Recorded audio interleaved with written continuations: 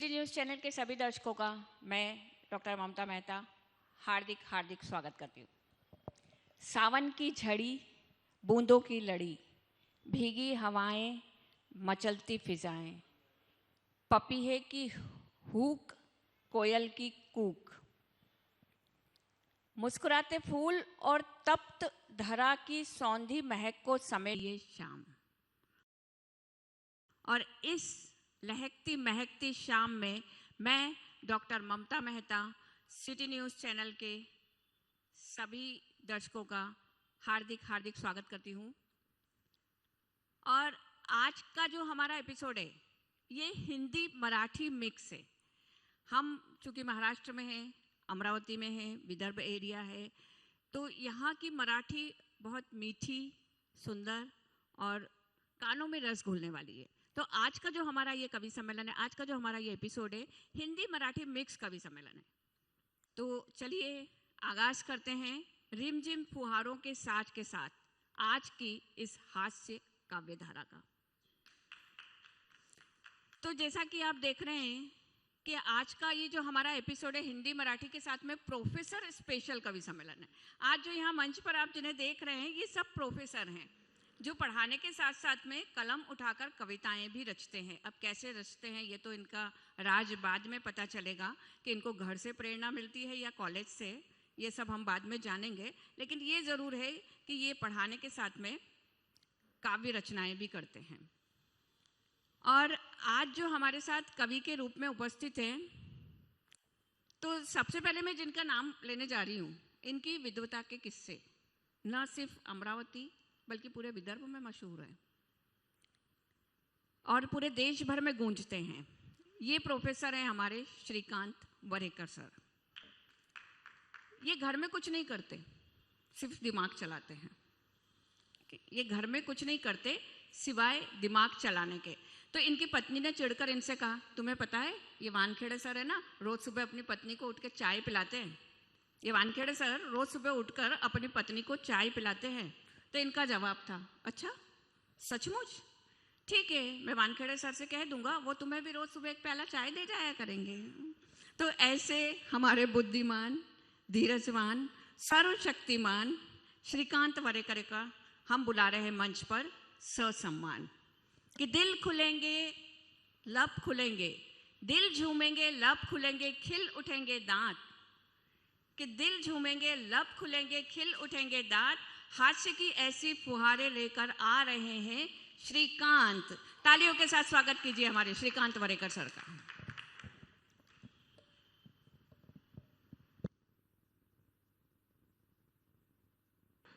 नमस्कार। आज भी बात सुनते ही टेंशन में आ गए थे। जैसे ही मैंने पत्नी की बात करी ना, टेंशन में आ गए थे, तो भूल गए थे इसका बटन कहाँ से ऑन हो रहा है। और मोबाईल चलाने की आदत है ना, माइक चलाने की आदत नहीं है। आपल्यासमोर जी कविता सादर करणार आहे त्या कवितेचे नाव आहे मिशी। तिला हिंदीमध्ये मूछे म्हणतात। जेव्हा ती मिशी तरुण असते तेव्हा त्याला मिसुरडं म्हणतात आणि जेव्हा ती वयात येते त्याला आपण पूर्ण मिशी असे म्हणतो। आमचे जे मित्र आहेत वानखेडे सर यांची अशी झुपकेदार मिशी आहे। त्यांच्या घरी चहा मुळात गाळल्याच जात नाही। पत्ती सहित चहा त्यांची बायको त्यांच्याकडे देते आणि मिशीतून तो गाळला जातो आणि मग ते चहा पितात। आमच्याकडे त्यांनी असाच एकदा प्रयोग केला होता, तेव्हापासून आम्ही मिशी वाढवायला सुरुवात केली। तर आमची जी मिशीची कविता आहे हे विदर्भातली इंजिनिअरिंग कॉलेजमध्ये, मेडिकल कॉलेजमध्ये जे अत्याचार होतात त्यामधून काय प्रश्न तयार होतात अशी आमची मिशीची कविता वराडीमध्ये। मिशी म्हणजे मिशीच, मिशी म्हणजे मिशीच, काही काही दिसते, ओठावर असते, तिले आटे मारले की माणूस बदमाश दिसते। खाली ओढली का शाबूत दिसते, बराबर कापली का हाफिसर दिसते। मिशी तर बाबू मिशीच असते, मिशी म्हणजे मिशीच। जैले असते तर काढून टाकते। आपण पाहतो बाहेर फिरताना मिशीवाले असतात, मिशी काढून टाकतात। आणि जैले नसते ते झुरत असते, ज्या पोट्टेले मिशीच फुटत नाही त्याला साठी झाली कधी एकदाची मिशी फुटील आणि बाहेर जाऊ। जैले असते ते काढून टाकते आणि जैले नसते ते झुरत असते। मिशीतच माणसाची ओळख असते, म्हणून ते माणसाले असते आणि बाईले नसते। मिशी तर बाबू मिशीच असते, मिशी म्हणजे मिशीच। तिची लय कत्तल होतं. काहून तर म्हणे मधातलं येते. आता कत्तल का होते तर मोठा दिसते वयानं. इंजिनिअरिंग कॉलेजमध्ये रॅगिंग, मेडिकल कॉलेजमध्ये रॅगिंग, काय तो मोठा दिसते. आजकाल तिची लय कत्तल होते. काहून तर म्हणे मधात लय येते. कोण्या कोण्या वागती गुदगुल्या होते. कवा कवा ते कचकन रुतते. मिशीत बाबू मिशीत असते. मिशी म्हणजे मिशीच. तिच्याच्यानं म्हणे माणूस म्हातारा दिसते. म्हणून तर हा तिले छाटत असते. त्याले काय माहीत तिच्यातच सारं असते. मिशीत बाबू मिशीत असते. मिशी म्हणजे मिशीच. म्हणून एक तुम्हाला सांगावंसं वाटते. मूछ मुंडों से सावधान. वो कभी भी भेष बदल सकते हैं. आदमी तो वो है ही, औरत भी बन सकते हैं. जैसे आजकल हम सिनेमा में देखते हैं. म्हणून तुम्हाला एक सांगावंसं वाटते. मिशीत बाबू मिशीत असते. मिशी म्हणजे मिशीच.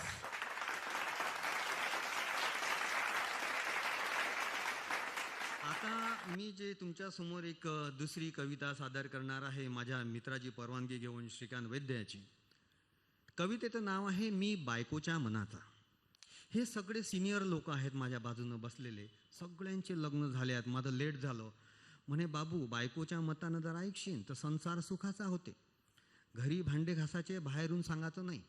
कपडे धुवायचे बाहेरून सांगायचं नाही. बाहेर चांगले चकाचक कपडे घालून टकाटक राहायचं. घरात मात्र भांडे घासायचे. हे सगळे सिनियर.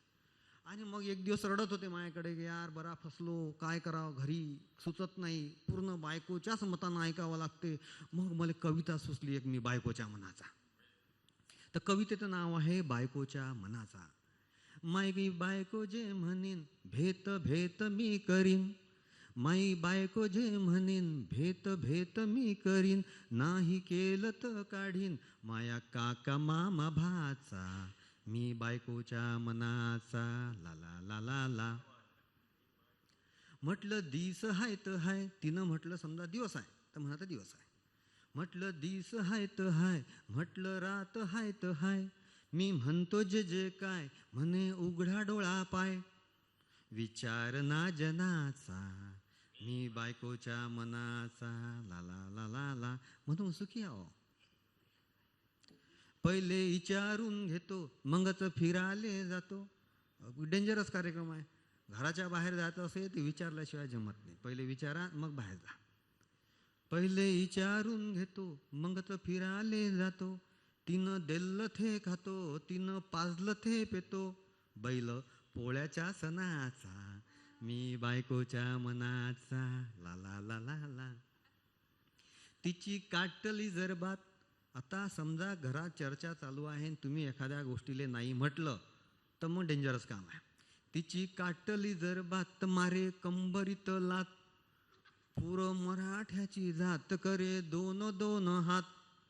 मले पाडल्या तीन खाचा. मी बायकोच्या मनाचा. ला ला ला ला ला. अशी कठीण परिस्थिती आहे. हे सगळे मोठे साहेब दप्तरी साहेब आहेत. प्राध्यापक डॉक्टर सगळं असं मोठं मोठं. मोठे साहेब दप्तरी चपराशी मी घरी. सारं आहे पण तरी समाधान ना उरी. काय फायदा धनाचा. मी बायकोच्या मनाचा. ला ला ला ला ला. खूप खूप धन्यवाद सर. बहुत बढ़िया श्रीकांत सर. अब मुझे तो लग रहा है कि ये कविता यहाँ पढ़ने के लिए भी बाइकों से पूछ के आए थे. बाइकों से मना अच्छा ने लाला लाला जो कर रहे थे ना वो भी बाइकों की मर्जी से ही कर रहे थे यहाँ पे नहीं. और मूछों की जो कविता इन्होंने सुनाई है उसमें भी कहते हैं कि आशीष जी जो अपने बैठे हुए हैं ना यहाँ पे इन्होंने एक बार है ना वानखेड़े सर को बोला कि आपकी मूछें. वानखेड़े सर ने एक बार उनको बोला कि आपकी जो मूछें हैं ना बिल्कुल मेरी वाइफ के जैसी हैं. अब इन्होंने वही बोला बोले कि मेरी तो मूछें कहाँ हैं, मेरी वाइफ की तो है ना पर. तो मूछें अभी जो बोल रहे थे ना श्रीकांत सर कि औरतों की भी हो सकती है मर्दों की भी हो सकती है. तो अभी मूछों का कोई ठिकाना नहीं, किसी की भी हो सकती है. और ये जो मूछें हैं ना इसी को क्या बोलते हैं घुमा घुमा के जो मर्द हैं वो अपनी ये दिखाते हैं. युद्ध में जाने से पहले भी बिल्कुल वो मूछों को तरोड़ मरोड़ के जो नुकीला बनाते थे ना वो इसीलिए था ताकि मूछ पे नींबू टिकाया जा सके. आज ये जो श्रीकांत सर है वो इसी नींबू टिका के अपने कवि सम्मेलन में आए हैं, आज अपने मंच पर आए हैं, तो इसके लिए इनको बहुत बहुत धन्यवाद। अब घर जाके जो भी होता है सर हमको बता दीजिएगा आप एक बारी बस करके। अब आपको मिलवाते हैं अमरावती के शरद पवार, नहीं महेंद्र पवार से, जो शरद पवार से बिल्कुल अलग हैं और ना ही इनका कोई भतीजा है, इसलिए इनको गुमान है कि घर में बस इन्हीं का राज चलता है। इनको गुमान है कि घर में बस इन्हीं का राज चलता है और चलता रहेगा।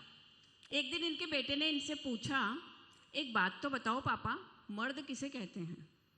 एक दिन इनके बेटे ने इनसे पूछा कि एक बात तो बताओ पापा, मर्द किसे कहते हैं? इन्होंने बिल्कुल स्ट्रांगली मूंछों पे ताव देते हुए बोला, घर में जिसकी चले बेटा मर्द उसे कहते हैं। बेटा मुस्काया, बोले अरे वाह। बेटा मुस्काया, बोला अरे वाह, अब मैं किसी से ना डरूंगा, बड़ा हो के पापा मम्मी जैसे मैं भी मर्द बनूंगा। और इसका बदला लेने के लिए ये अपने सभी दोस्तों को सलाह देते हैं कि यदि अपनी पत्नी से बदला लेना चाहते हैं तो कभी कुछ बोलो मत। ये बदला किस तरीके से रहता है कि अगर अपनी पत्नी से बदला लेना चाहते हैं तो कभी कुछ बोलो मत, केवल संतोष के साथ मुस्कुराते रहो, जैसे ये अभी बैठ के मुस्कुरा रहे हैं पवार सर। ये सोच सोच के परेशान होती रहेगी कि मेरे होते ये इतना मुस्कुरा कैसे रहे हैं।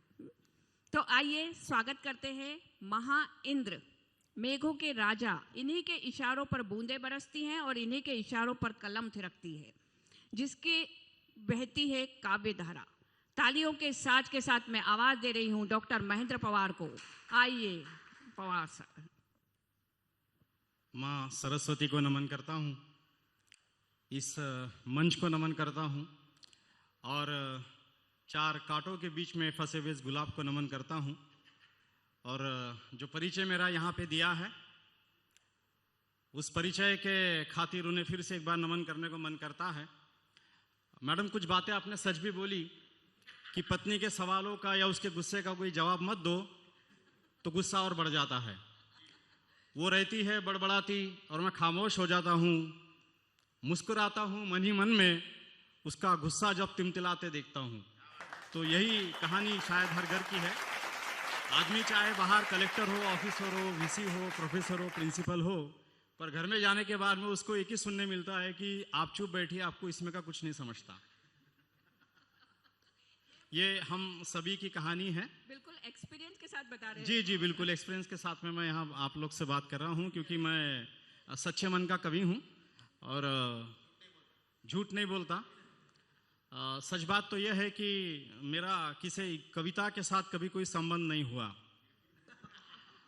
बदनाम शायर हूँ, थोड़ा दुखा हूँ, पत्नी के साथ इसीलिए कुछ लिख पाया हूँ। पत्नी के साथ संबंध अच्छे थे इसलिए कविता के साथ संबंध बन जी नहीं जी पाया जी है। दुर्भाग्य मेरे जीवन का ये भी रहा है कि जो मेरी प्रेमिका थी कालांतर से वही मेरी पत्नी भी बन गई। ये तो बड़ी घटना हो गई। और उस समय से लेके तो आज तक वो मुझे या मैं उसे पता नहीं कौन किसको झेल रहा है।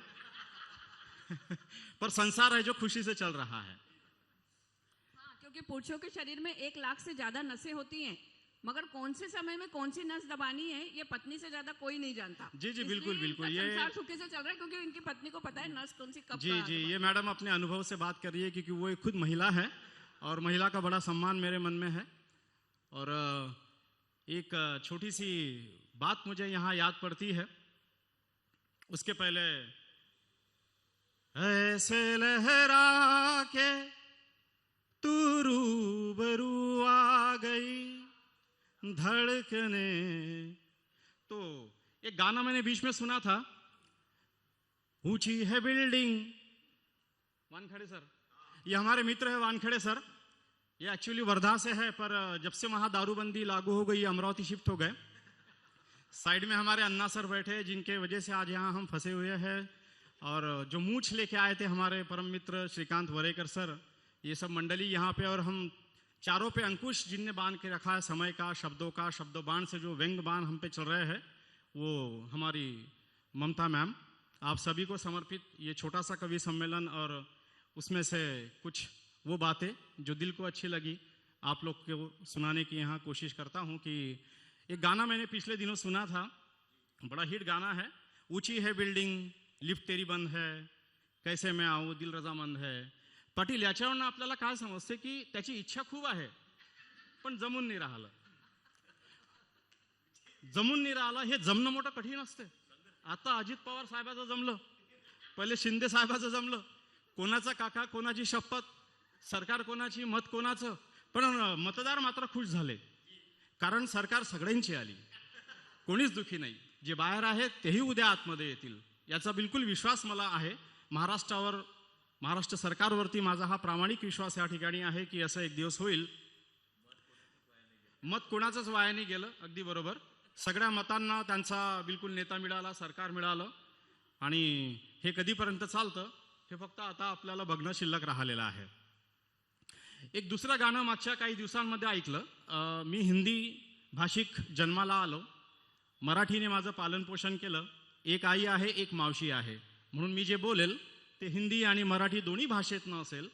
भावना महत्त्वाच्या असतात, शब्द आणि भाषा यांचं महत्त्व फक्त बोले आणि ऐकेपर्यंत असते, फील करण्यासाठी भावनेची गरज असते. तो हिंदी और मराठी इन दोनों भाषा के इस संयुक्त विद्यमान से मैं आपके सामने जो भी पेश करूंगा. ये गाना अभी और बज रहा था कि सैया जी को मैंने ब्रेकअप दे दिया. एक जमाना ऐसा भी था कि जब किसी का ब्रेकअप होता था, दिल किसी का टूटता था, तो गाने गाए जाते थे, अब तेरे बिन जी लेंगे हम. और अभी ये सेलिब्रेशन हो रहा है, अन्ना जी, सेलिब्रेट किया जा रहा, सैया जी को मैंने ब्रेकअप दे दिया, आणि डान्स करू करू ते काकू सगळ्यांना सांगते. एक गाना बीच में चला था, सुबह से लेके शाम तक मुझे प्यार करो. बंदा काम कब करेगा? बंदे को काम करने का टाइम तो दो, वो कमाएगा क्या, खिलाएगा क्या? ये ट्रेंड पूरा बदल गया. एक मैसेज लिखा आई लव यू का और 10-50 को भेज दिया, 2-3 अपने खाते में आ गए, जमा हो गए. इतना आसान था. मुझे याद है जब हमारा दौर था, जब मैंने पहली बार प्रपोज किया तो 6.5 महीने लगे थे मुझे चिट्ठी पे वो एक शब्द लिखने के लिए, वो एक वाक्य लिखने के लिए, और देने के लिए अगले 2.5 महीने. टोटल 9 महीने का समय मेरे उस कहानी ने लिया था, और बड़ा अंत उसका बुरा हुआ कि वही कहानी मेरे जीवन की शादी की दास्तान बन गई. तो ये सारी झंझटें हमारे सबके जीवन में होते रहती है. एक बचपन में हम लोग को याद होगा कि एक टेप रिकॉर्डर था और एक वो प्लेट चलती थी पुराने ज़माने में, जिसको हम लोग डिश बोला करते थे. अभी की सीडी हम लोग अगर कंपेयर करो, और पहले वो डिश आया करती थी और वो बजती थी, उस पर हम लोग गाने सुना करते थे. सिर्फ दिक्कत ये थी कि वो डिश कहीं कभी कभी अटक जाती थी, वो गाना आगे ही नहीं बढ़ता था, वो गाना वहीं रुक जाता था.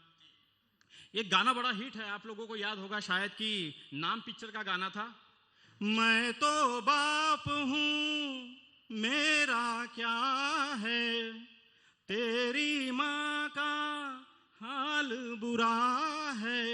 अब यही गाना जब डिश पे चलने लगा तो देखिए क्या उस टेक्नोलॉजी के एरर की वजह से क्या हास्य और व्यंग उसमें निर्माण होता है. दिल पे मत लीजिएगा, दिमाग पे लीजिएगा, क्योंकि दिल की बातें गहरा असर कर जाती है और दिमाग की बातें हम आज निकल भूल जाते. इसलिए बुरी चीजों को दिमाग से लेकर हटा दो, अच्छी चीजों को हमेशा दिल में ग्रहण करके रखिए. गाना था, मैं तो बाप हूं मेरा क्या है, तेरी माँ का हाल बुरा है. डिश चल रही, गाना चल रहा, और अचानक सुई अटक जाएगी. कहां पे मैं बताऊंगा कि मैं तो बाप हूं मेरा क्या है, तेरी माँ का, तेरी माँ का, तेरी. ये डिश थी, अटक जाया करती थी. जी मैडम, आप कुछ बोल रहे थे. तो ये डिश के अटकने की वजह से ऐसा हुआ करता था. एक्चुअली शायरी करना ये हम सब के बस की बात नहीं है, और है भी. मैंने सुना था कि जो शराब पीने वाले होते, शराबी जो होते, वो कभी शायरी नहीं कर पाते. पर मैंने एक शायर की शायरी सुनी है जो शराबी था. उसके शायरी जो छंद मुझे याद आते हैं, ये कविता मेरी अपनी नहीं है, पर जिसकी भी है, नाम उनका मुझे याद नहीं है, और आपके सामने प्रस्तुत करने की मैं कोशिश करूंगा. कि एक शायर जो शराबी भी है, एक्चुअली शायर भी नशेबान होता ही है, क्योंकि शब्दों का नशा ना होता तो शायद वो कागज पे नहीं आते. शब्दों का नशा अगर नहीं होता तो वो दिल में नहीं समाते, और दिल में अगर नहीं समाते तो क्या क्या हरकत उन शब्दों की कि वो किसी के दिल को छू जाते. तो ये शब्द बड़े गहरे हैं, सारा खेल ही शब्दों का है.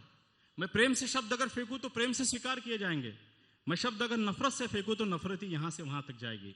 इसलिए शब्दों का प्रयोग जब भी करे, बड़े प्रेम से करे, मन से करे, ये जरूर सोचे कि बहुत आपसे बढ़िया सर। आपके मुंह से या आपसे निकले हुए शब्द कहीं किसी के मन पे अच्छा या बुरा भी असर डाल सकते हैं। तो मुझे वो शायर, बहुत बढ़िया है, शराबी बहुत बढ़िया। शायर, उसकी वो दो चंद पंक्तियां मुझे अगर याद आई तो मैं आपको सुनाऊंगा यहाँ पे। उसके पहले एक शेर याद आ रहा है कि मैं तुझे कुछ बताना चाहता हूँ। ये बड़ी फेमस शायरी है फहमी बदवानी की, कि मैं तुझे कुछ बताना चाहता हूँ, मैं तुझसे कुछ छुपाना चाहता हूँ। मैं तुझे कुछ बताना चाहता वाह, हूँ, मैं तुझसे वाह। कुछ छुपाना चाहता हूँ। छुपाना चाहता हूँ। और जो बात दबा कर रखी थी मैंने अभी तक लबों के पीछे, दूर कहीं दिल के गहराई में, आज आंखों से तेरे सामने बयां करना करना चाहता हूँ। चाहता हूँ। क्या बात है, वाह वाह कुछ वाह, बताना वाह। चाहता हूँ कि मैं तुझसे क्या क्या छुपाना चाहता हूँ। वो शायरी जो शराबी की थी कि मेरा घर मेरा दरवाजा, मैं दरवाजा तोड़ के अंदर जाऊं, तेरे बाप का क्या। शब्दों को अगर भावनाओं के साथ में पिराया जाए तो शायद वो एक शायरी या एक अच्छा शेर बन सकता है। और मैं कहता हूं, मैं समझता हूं, मैं मानता हूं और आप लोग को भी ये कहूंगा कि शब्द वही है जो किसी के दिल को छू जाए जब वो आपसे दूर होकर निकल जाए। शब्द वही है जो किसी की आंखों में आंसू या खुशी लेकर आए जब वो आपसे दूर निकल जाए। उन शब्दों का क्या जो आप में रहे, कुंठा में रहे, सिमटते रहे और बर्बाद हो जाए। इसीलिए शब्दों का अगर उबाल कभी मन में आए तो लिख के देखिए, कुछ निर्माण होगा। और सारा जीवन ही निर्माण के लिए है। जीवन और मृत्यु के बीच का जो समय हमको मिला है, जिसको जीवन नाम दिया है, वो निर्माण की एक संधि है। ये कुछ बातें यहाँ जो मैंने जीवन से सीखी आप लोग के सामने रखी। एक मुझे अच्छी लगने वाली मेरी एकमेव कविता जो वराड़ी में मैंने कभी लिखा था, आप लोग के सामने रखने की कोशिश करता हूँ। मैं जब कॉलेज डेज में था तब मेरी लिखी हुई कविता है।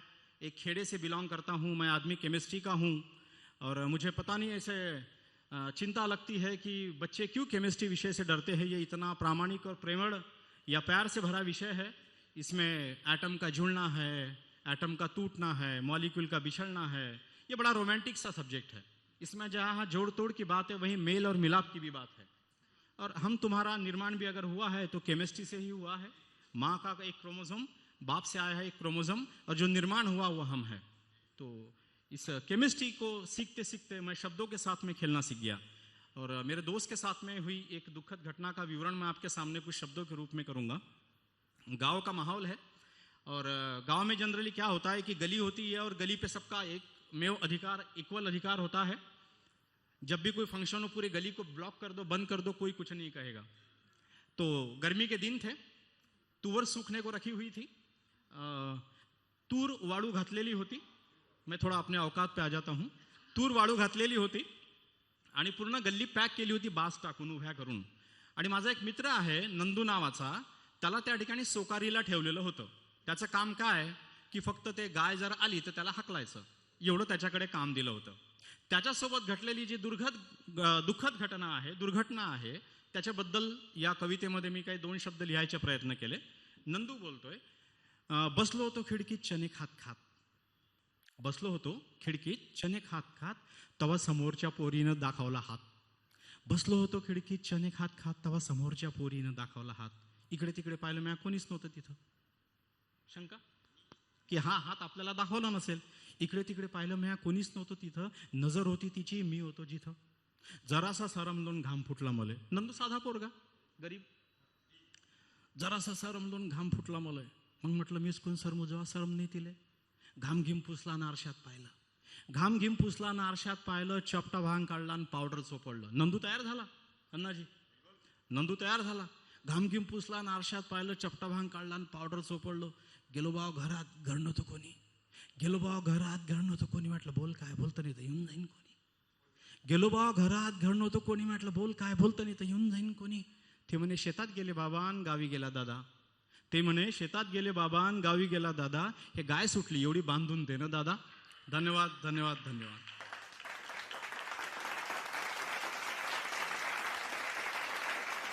बहुत बढ़िया। जो भी इन्होंने केमिस्ट्री की बात की,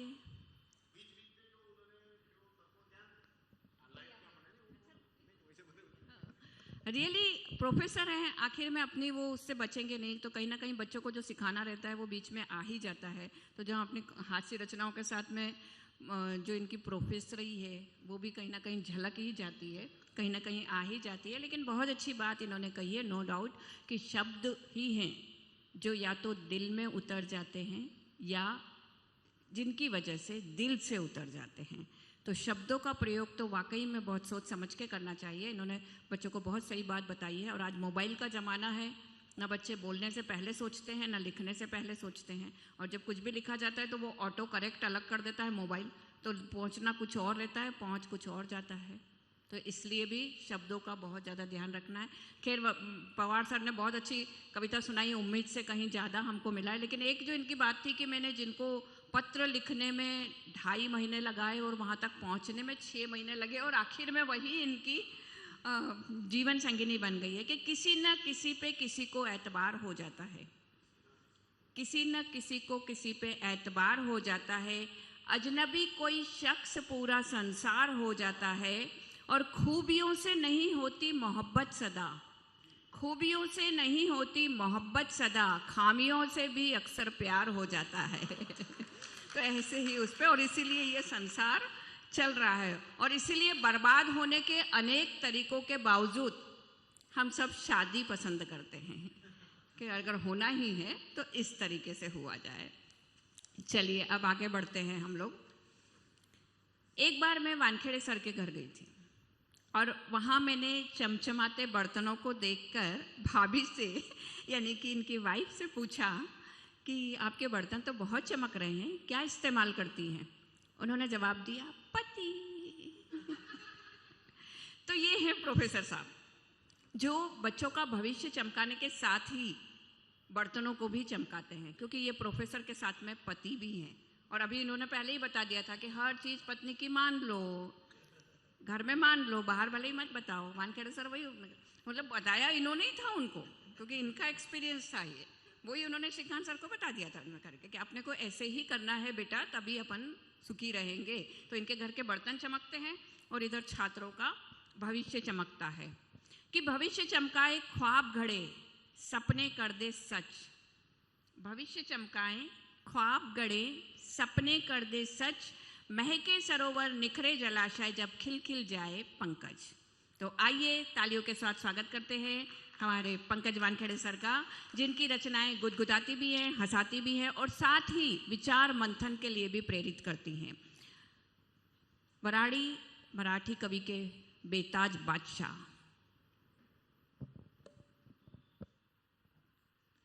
आदरणीय मंच,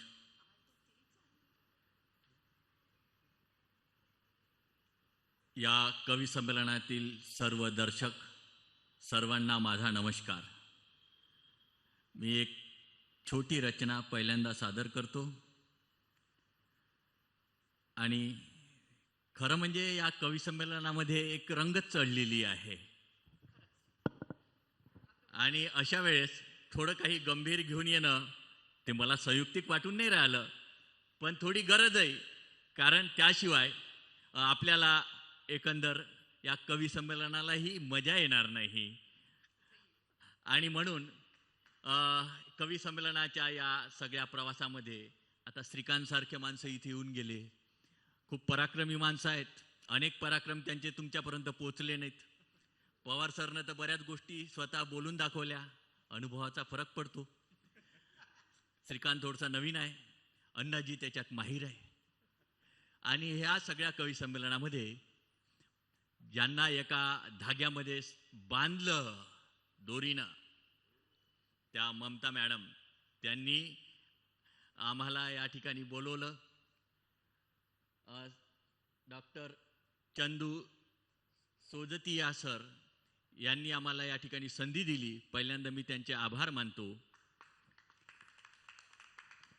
आणि माझ्या कवितेला सुरुवात करतो। रक्ताच्या थेंबा थेंबांनी समुद्र बनवण्याचा संघर्ष त्यांनी केला। रक्ताच्या थेंबा थेंबांनी समुद्र बनवण्याचा संघर्ष त्यांनी केला, तेव्हापासून इथल्या प्रत्येक नदीचा रंग लाल झाला। रक्ताच्या थेंबा थेंबांनी समुद्र बनवण्याचा संकल्प त्यांनी केला, तेव्हापासून इथल्या प्रत्येक नदीचा रंग लाल झाला. रक्ताचे लोट प्रवाहित राहावे म्हणून दररोज नव्या गांधीचा मुर्दा पडायला लागला. दररोज नव्या गांधीचा मुर्दा पडायला लागला. मित्रांनो, काळ वेळ सांगून येत नाही.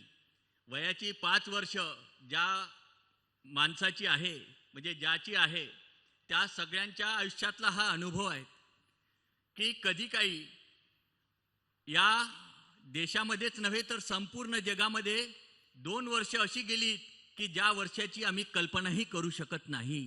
ते कोरोनाची वर्ष. ते नुसतं आठवलं जरी आपण तरी अंगावर शहारे उठते. प्रत्येक कुटुंब कुठे ना कुठे कुठल्या ना कुठल्या घटनेने दुखावल्या गेला, असा तो काळा काळ. आणि जेव्हा पहिलं लॉकडाऊन सुरू झालं, त्या पहिल्या लॉकडाऊनला अनुलक्षून एक कविता त्यावेळेस मी लिहिली होती, ती आपल्यासमोर पहिल्यांदा सादर करतो. विश्वात पेटलेले हे युद्ध निराळे आहे. विश्वात पेटलेले हे युद्ध निराळे आहे. हराम आरामाचे हे युद्ध निराळे आहे. विश्वात पेटलेले हे युद्ध निराळे आहे. हराम आरामाचे हे युद्ध निराळे आहे. शस्त्रास हिनविणारे, शस्त्र काही काम करत नाही. शस्त्रास हिनविणारे, शास्त्रास भुलविणारे, कशामुळे झाला संपत अंदाज येत नाही. शस्त्रास हिनविणारे, शास्त्रास भुलविणारे, मृत्यूस खेळविणारे हे युद्ध निराळे आहे. अस्वस्थ थलांतरांचे, काही घटना घडल्या त्या दरम्यान, अस्वस्थ थलांतरांचे हुंकार मुक्या वेदनेचे, अस्वस्थ थलांतराचे हुंकार मुक्या वेदनेचे, जगावयास मरण्याचे हे युद्ध निराळे आहे. विराण वस्त्यामधून मानवतेचे भयभीत तांडे, जो जिथे आहे तिथेच थांबला होता आणि प्रत्येकाची आपल्या घराकडे जाण्याची जी काही चालली होती. विराण वस्त्यामधून मानवतेचे भयभीत तांडे, शत्रू कुठे दिसेना हे युद्ध निराळे आहे. कशामुळे होऊन राहिलं काहीच कुणाला पत्ता नाही. तुरुंगात कैद झाले सूर असुर सारे, सगळे एका पंक्तीमध्ये आले. तुरुंगात कैद झाले सूर असुर सारे, विखार समानतेचे ते धर्म निराळे आहे. बुद्धास न कळाले रहस्य शांततेची. एवढी भयान शांतता, रस्त्यावर जाव तर कोणी चिटपाखरू आपल्याला दिसत नव्हतं, अशी सगळी परिस्थिती. बुद्धास न कळाले रहस्य शांततेचे, भयभीत मानवतेचे हास्य निराळे आहे. विश्वात पेटलेले हे युद्ध निराळे आहे. हे युद्ध निराळे आहे. मित्रांनो, ही कविता आणि या कवितेच्या निमित्ताने खरं म्हणजे हे कवी संमेलन थोडं वेगळ्या वळणावर चाललं होतं आणि तिथून मी परत इकडे वापस घेऊन आलो. कुठेतरी आपला हिरमूड झाला असेल असं मला वाटते. तर सब पुन्हा रंग आपण चलेंगे सर. इसमें कोई एक रंग नहीं, ये सभी रंगों के कवि सम्मेलन मला है, वाटलं सभी की रंग. आपण तो त्या आपका ठिकाणी रंग बिल्कुल अलग थोडं है, बहुत अच्छा रंग है. आणि आता आपण आपल्या मूळ धाग्यावर येऊया. जिथे हे कवी संमेलन सुरू झालं तिकडेच पळूया. खरं म्हणजे आम्ही जेव्हा शाळेत शिकत होतो, आम्हाला 5व्या वर्गात इंग्रजी शिकायला मिळालं. आणि 5व्या वर्गात इंग्रजी शिकत असताना इंग्रजीचे शिक्षक आम्हाला सांगायचे, क्रियापदाला ईडी लावायचं. क्रियापदाला ईडी लावायचं म्हणजे त्याचा भूतकाळ होतो. आम्हाला तो शब्द खूप पाठवून गेला की ईडी हा शब्द महत्वाचा आहे. आता त्याचं महत्व कळलं की आता एखाद्याला जर ईडी लागला तर त्याचं पक्षांतर होते, तो पक्ष बदलवतो. तर अशा घटना घडतात आणि अशा पद्धतीने आता त्या दिवशी रस्त्याने जात होतो.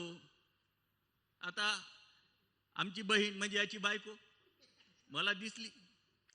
तिला तिच्या एका मैत्रिणीने विचारलं, एक मलम आणलाय म्हणे, त्यानं पाय दुखतच नाही म्हणे, तू लाव म्हणे, हा मलम विकत घे.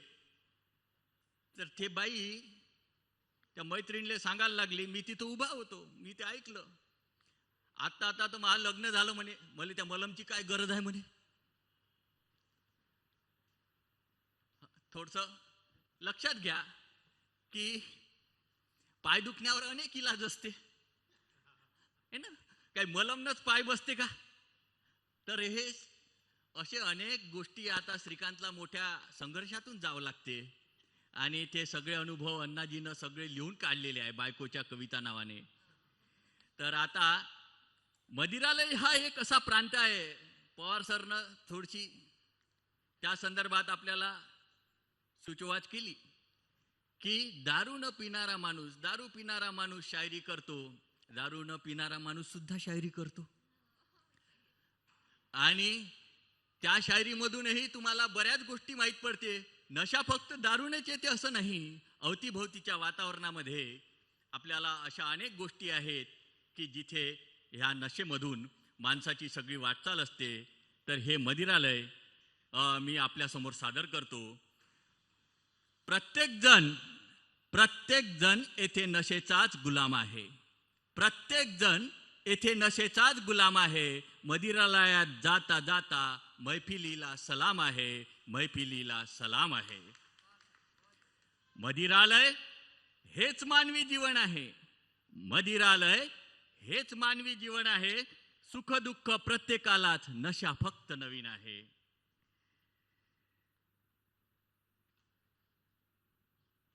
आणि याच मदिरालयामध्ये मग बऱ्याच घटना घडत जातात. पुढे पुढे हे मदिरालय सगळीकडे फिरते.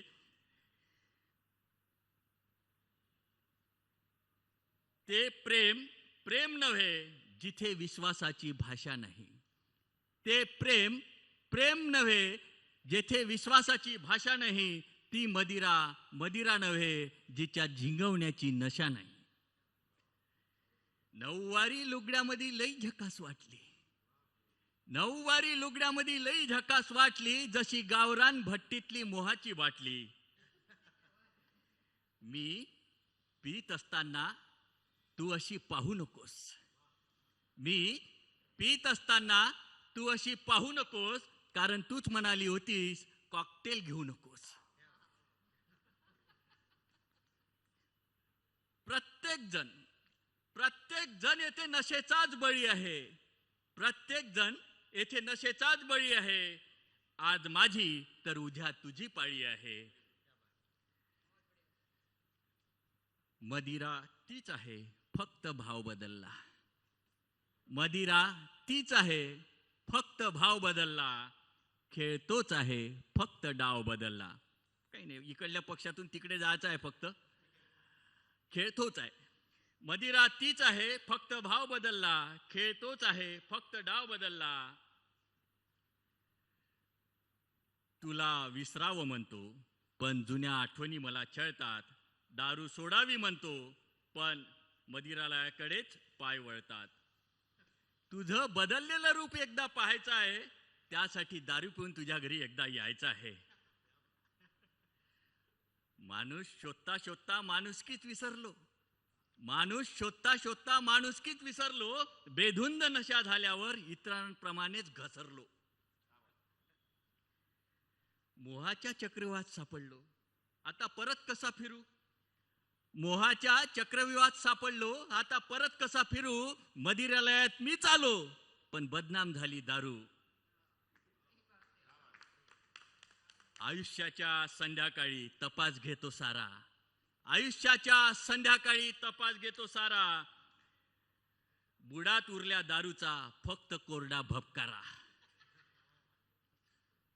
मित्रांनो, गणित माझ्या जीवनाचे, गणित माझ्या जीवनाचे बेरीज वजाबाकी सारखीच.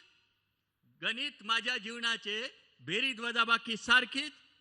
कित्येक ब्रँड अनुभवले, नशा मात्र सारखीच. कोणतेही सरकार येऊ द्या ना.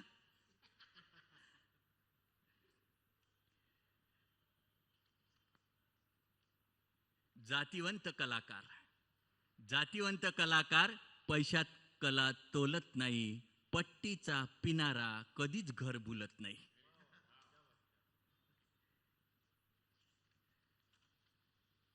हिंदुस्थान पाकिस्तान भारतामध्ये नांदते, आपापल्या ब्रँडसाठी नशेमध्ये भांडते. विषमता नष्ट करू नेत्यांचं भाषण असते.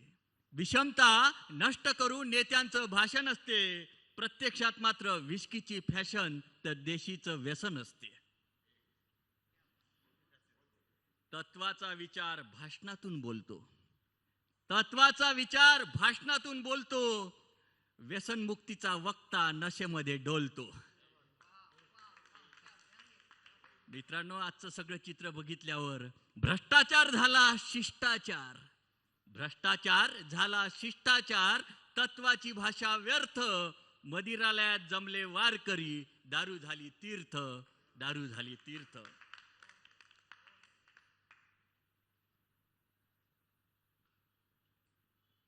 शेवटच्या 2 कडवी सादर करतो. याच मदिरालयात, माणसाच्या जीवनाचं असंच असते, याच मदिरालयात काल सलाम करी जमाना. याच मदिरालयात काल सलाम करी जमाना. आता फक्त उरलो मी रीता झालेला पैमाना. रीता झालेला पैमाना. मैफिलीत भैरवीचे, मैफिलीत भैरवीचे स्वराज ओठी आहे. मैफिलीत भैरवीचे स्वराज ओठी आहे. झिंगलो नशेने तरीही ग्लास अजूनी हाती आहे. ग्लास अजूनी हाती आहे. ग्लास अजूनी हाती आहे. सर्वांचे आभार. धन्यवाद. बहुत बढ़िया सर. 2 बातें अभी सर ने ऐसी बोली है, मतलब जो एक तो उन्होंने जो समझाया है कि मतलब दारू बड़ी अच्छी चीज़ है, मतलब ये समझा सकते हैं ऐसे कि नशा सिर्फ दारू में ही नहीं है, तो दारू को बदनाम मत करो. मतलब समझाने का तरीका इनका कितना अच्छा है. ये देखिए कि ये महंगाई दर क्या होती है. मैम ने इनसे पूछा ये महंगाई दर क्या होती है. समझाने का तरीका देखिएगा इनसे कि ये महंगाई दर क्या होती है. मैम के पूछने पर इन्होंने जवाब दिया, पहले तुम्हारी आयु 21 वर्ष, कमर 28 और वजन 45 किलो था. अब तुम्हारी आयु 35 वर्ष, कमर 38 और वजन 75 किलो है. अब तुम्हारे पास पहले से सब कुछ ज़्यादा है पर वैल्यू कुछ भी नहीं है. यही महंगाई दर है. समझाना इतना मुश्किल भी नहीं है अगर ढंग से समझाया जाए तो. जैसा इन्होंने अभी समझाया है कि दारू खराब नहीं है, शराब खराब नहीं है, बस नशा खराब है उसका. वो नशा तो किसी भी चीज़ का हो सकता है. भ्रष्टाचार को शिष्टाचार बना लिया है. भगवान ने बोला था कि ये रिश्वत लेना अन्याय है. ईश्वर ने ये बोला था इनको. ये समझाने वाले प्रोफेसर है ना, इन्होंने इसी तरीके से समझाया. ईश्वर ने बोला कि रिश्वत लेना अन्याय है. इन्होंने समझा रिश्वत लेना अन्य आय है, इसलिए उसको लेना उन्होंने शुरू कर दिया. ये समझाने का तरीका है. तो ये हमारे वानखेड़े सर, मैंने गलत नहीं कहा था कि इनकी रचनाएं हैं न सिर्फ हंसाती है, गुदगुदाती है, बल्कि सोचने पे भी मजबूर करती है. तो आज मुझे लगता है कि यही संदेश, कुछ तो अच्छा संदेश हमारे सिटी न्यूज़ चैनल के दर्शकों को मिलेगा. और इसी के साथ हम आगे बढ़ाते हैं कदम. अब जिनकी बात मैं करने जा रही हूँ ये हैं डॉक्टर अन्ना वैद्य. अमरावती में इनका बड़ा नाम है. अन्ना का नाम तो होता ही है, अन्ना बोले तो अन्ना. हालांकि इनको देख के ऐसा लगता नहीं है कि ये अन्ना होंगे, लेकिन ये दिमाग से बड़े तेज हैं. ये वैसे तेज नहीं है, ये गन चलाने में तेज नहीं है, ये दिमाग चलाने में तेज है, इसलिए इनका नाम पड़ गया अन्ना. एक बार क्लासरूम में डॉक्टर साहब जैसे ही कुछ लिखने के लिए ब्लैक बोर्ड की तरफ मुड़े, पीछे से एक स्टूडेंट ने सीटी बजाई. ठीक है, डॉक्टर साहब ने सभी से पूछा पर कहीं से कोई आवाज़ ना आई. डॉक्टर साहब बोले चलो जाने दो, आज पढ़ाई नहीं कराता हूँ, पर समय बचा है तो एक किस्सा सुनाता हूँ. एक बार जब मैं कॉलेज जा रहा था, रास्ते में एक लड़की मिली जिसका जी अकेले में घबरा रहा था. मैंने उसे लिफ्ट दी, गाड़ी में बिठाया. मैंने उसे अपना परिचय बताया. ये जानकर कि मैं कॉलेज में पढ़ाता हूँ, उसकी खुशी झलक आई. बोली ध्यान रखिएगा प्रोफेसर साहब, आपके कॉलेज में ही पढ़ता है मेरा भाई. मैंने कहा अच्छा, तो आपके भाई का किस कला से नाता है? वो बोली ये तो पता नहीं, पर वो सीटी बहुत अच्छी बजाता है। अब ये हमारे प्रोफेसर साहब, जैसे ही इन्होंने सीटी की बात उठाई, सबकी नजरें उस तरफ घूम गई जिसने सीटी बजाई। प्रोफेसर साहब ने तुरंत पकड़ा और बोले, बेटा ये पीएचडी मटर छीलकर या छोले बेचकर नहीं पाई है, तेरे जैसे 1.5 सियानों को पकड़ने के लिए ही ये डिग्री कमाई है, चल निकल क्लास से बाहर। तो ये ऐसे हैं हमारे अन्ना डॉक्टर साहब, जिनकी पढ़ाई के चर्चे, जिनकी डिग्रियों के चर्चे अमरावती भर में हैं। इनके लिए बस इतना ही कहना काफ़ी होगा कि तरक्कियों की दौड़ में उसी का जोर चल गया, तरक्कियों की दौड़ में उसी का जोर चल गया, बना के अपना रास्ता जो भीड़ से निकल गया। तो ऐसे हमारे डॉक्टर अन्ना वैद्य सर का हम स्वागत करते हैं तालियों के साथ में। और इनकी रचनाएं भी ऐसी ही हैं, हास्य से परिपूर्ण, बहुत बढ़िया। सभी दर्शकों को नमस्कार। ये जो सिटी न्यूज चैनल है, उसके जो संचालक है, उसका मैं तहे दिल से आभार व्यक्त करता हूँ, शोजतिया सर। और इस कवि सम्मेलन के इस सुनहरे अवसर पे इन चारों कवियों को जिन्होंने बांध रखा है, वो ममता भाई, हमारी ममता बहन, मेहता मैडम। आज के इस कवि सम्मेलन में मैं 2 रचना आपके सामने पेश करूंगा। वो रचना काफ़ी जिसको अपन कॉमेडी बोलते हैं उस रेंज में है, लेकिन गहरे गहरे उसके में बीच बीच में जो शेर है, 2 शेर, तो वो शेर कहीं आपको हास्य व्यंग्य की तरफ लेके जाते हैं, लेकिन वो कुछ सामाजिक व्यंग्य तरफ की भी जाते हैं। जी तर जी पहली मेरी रचना है पाय बंड्या, यानी कि वराड़ी जो टोन है उसमें अभी मैं ये रचना पेश करूंगा। पाय बंड्या यानी कि लक्ष्य दे बंड्या, बंड्या बोले तो नाम है। ठीक। बातम्या चुपचाप तू पाय बंड्या, गुरुजी, बातम्या चुपचाप तू पाय बंड्या, जे दिसते तेच खरे हाय बंड्या। बातम्या चुपचाप तू पाय बंड्या, जे दिसते तेच खरे हाय बंड्या, तू मतदार निष्ठावंत या देशाचा, तू मतदार निष्ठावंत या देशाचा, मिळणार नाही तुला न्याय बंड्या, तू निष्ठावान मतदार या देशाचा, मिळणार नाही तुला न्याय बंड्या। बातम्या चुपचाप तू पाय बंड्या, दे दिसते ते खरे हाय बंड्या। पक्षाचा तू लढाऊ कार्यकर्ता, पक्षाचा तू लढाऊ कार्यकर्ता, आता त्यावरी ना उपाय बंड्या। पक्षाचा लढाऊ तू कार्यकर्ता, आता त्यावरी ना उपाय बंड्या। अगं तिकडे बिघडलं सगळं, तुला मात्र काही आता किंमत नाही। उपासी पाय घासून मरले का आपण, उपासी पाय घासून मरले का आपण, नेत्याचे धरू नको पाय बंड्या, नेत्याचे धरू नको पाय बंड्या। उपासी पाय घासून मरले का आपण, नेत्याचे धरू नको पाय बंड्या। बातम्या चुपचाप तू पाय बंड्या, जे दिसते तेच खरे हाय बंड्या। मेरिट पदवीधर बेकार तू, ये जो बंड्या है ये सबको यानी कि ये प्रतिनिधित्व करता है कि मेरिट पदवीधर बेकार तू, तूच मंत्री होऊनी जाय बंड्या, तूच मंत्री होऊनी जाय बंड्या। बातम्या चुपचाप तू पाय बंड्या, दे दिसते तेच खरे हाय बंड्या। लुच्चे लफंगे ऐशो आरामात, लुच्चे लफंगे ऐशो आरामात आहे, खकान्यात एकटा तू राय बंड्या, खकान्यात एकटा तू राय बंड्या। बातम्या चुपचाप तू पाय बंड्या, जे दिसते तेच खरे हाय बंड्या।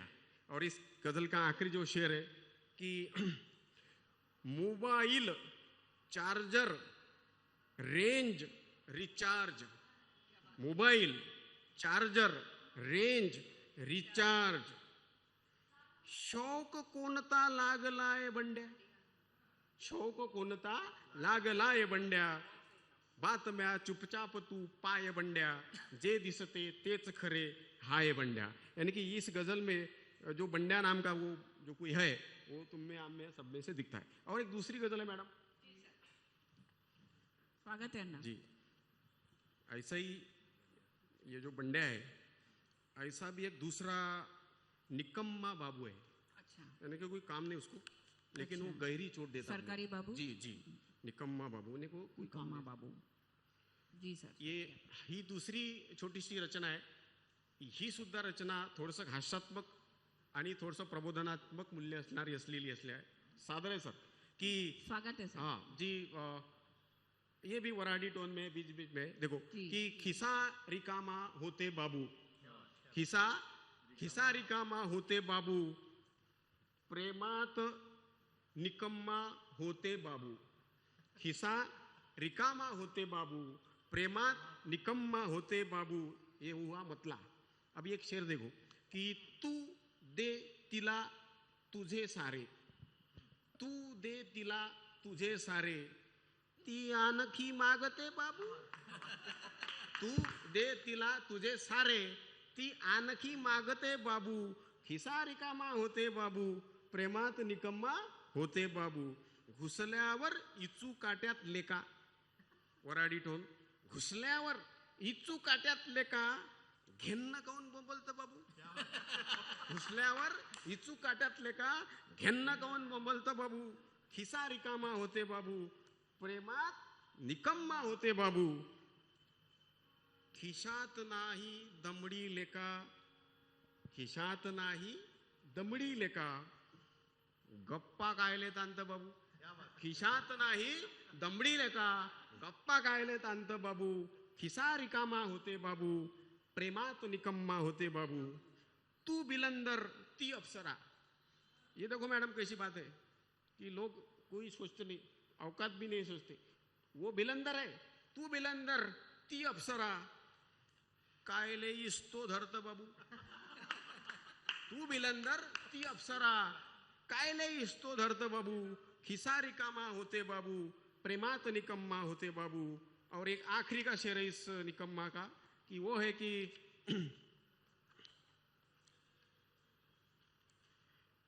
ये राजकारण भी उसमें है, ना भूपनजी तू ना नेता लेका, जी सर जी सुनो, ना भूपनजी तू ना नेता लेका, तुले कौन होंगे बाबू, क्योंकि आजकल तो सो राजनीति में चल रहा, ना भूपनजी ना नेता लेका, तुले कौन होंगे बाबू, खिसा रिकामा होते बाबू, प्रेमात निकम्मा होते बाबू।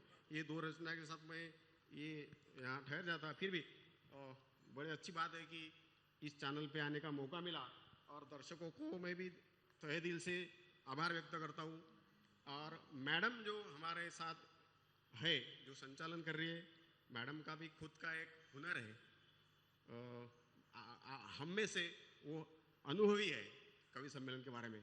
वो तो बड़े बड़े चैनल पे मैडम को आप सुनते होंगे, देखते होंगे, हम तो पहली बार चैनल पे आ रहे।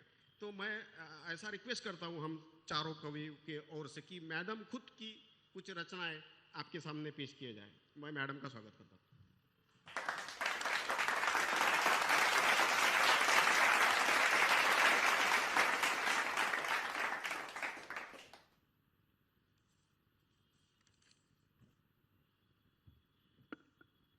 बहुत बहुत धन्यवाद सर। जनरली जब मैं संचालन करती हूँ तो मैं यही बोलती हूँ कि मेरा तो ऑलरेडी इतना बोलना हो ही गया है, तो अब और मतलब आपके सुनने की श्रद्धा को तो मैं सचमुच दाद देती हूँ कि मंच बोलने के लिए ज्ञान का भंडार चाहिए, बोलने के लिए ज्ञान का भंडार चाहिए, मंच पर रहने के लिए आधार चाहिए।